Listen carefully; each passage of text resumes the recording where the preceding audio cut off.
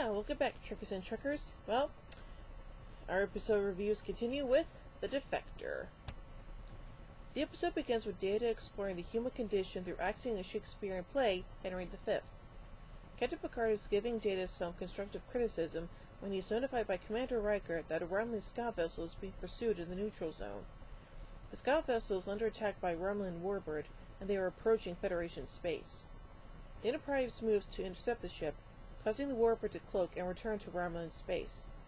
The occupant of the ship is brought aboard the Enterprise and claims he is Sub-Lieutenant Setal, an insignificant logistics clerk seeking to defect to the Federation after coming across information about a secret Romulan installation on Novana 3 within the neutral zone that could sustain a large Romulan fleet.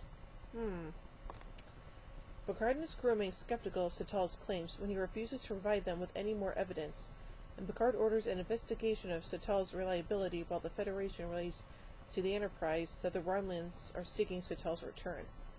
When Setal's ship auto-destructs, the crew is forced to review the records of Setal's arrival and believe that the Romulans arranged Setal as part of an elaborate hoax.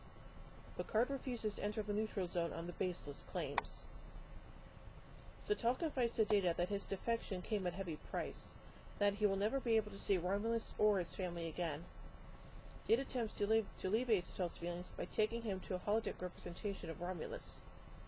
Setal dismisses the hologram and reveals that he's actually Admiral Jarok, a high-ranking officer who previously had led a vicious campaign against several Federation outposts near the neutral zone. Jarok again besieges Picard to investigate Novana 3, but Picard refuses, and demands either Jarok provide the full information or he will be damned as a traitor. Jarok gives in to Picard's request and gives detailed technical information to Picard. Picard orders the Enterprise to Novana 3. When they arrive, the crew finds the planet completely barren with no evidence of any installation, to Jarok's surprise. Unexpectedly, 2 Romulan warbirds decloak and fire upon the Enterprise. Picard realizes that Jarok was used as a pawn by the Romulans, feeding him disinformation to lure the Federation into the neutral zone at the same time disgrace Jarok. In response to Romulan Commander Tomlok's demand for the Enterprise's surrender, Picard reveals he had prepared for this contingency.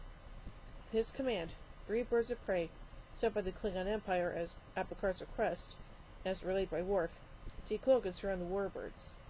The Enterprise is allowed to leave the neutral zone without incident. Phew! As they leave the neutral zone, the crew finds that Jarok has committed suicide, leaving behind a note for his family, and Picard comments on Jarok's strength of conviction for change to end the Federation-Romulan conflict as the episode closes. While Data notes that relations with the Empire make delivery of the letter impossible, Picard states that maybe, someday, it will make its way to Jarok's family. Yeah, let's hope so. Anyway, let's look at a couple notes about this episode. In addition to his regular role of Captain Picard, Patrick Stewart also played the role of the holodeck character of Michael Williams from Shakespeare's Henry IV, Act 4, Scene 1, in the opening scenes of the episode. Stewart requested this out of his love for Shakespeare. Stewart is himself a member of the Royal Shakespeare Company. Stewart uses a regional English accent from the Black Country, an area between Birmingham and Wolverhampton. His version is of the strong Gornal variety of Black Country dialect. This is the second episode to be written by Ronald D. Moore, and the episode that earned him a position on the show's writing staff. Moore would go on to have a long association with Star Trek, staying with Star Trek The Next Generation through its final season, and then moving to Star Trek Deep Space Nine, where he would eventually become a co-executive producer. Moore would also later co-write the first 2 feature films based on The Next Generation, Star Trek Generations and Star Trek First Contact. Nice. So I see this is a pretty good episode, and the whole Romulan part of the story was also pretty good too. So overall, I give The Defector 4 warp cores out of 5. Well, join me soon as we take a look at The Hunted. So, until then, live long and prosper, everybody.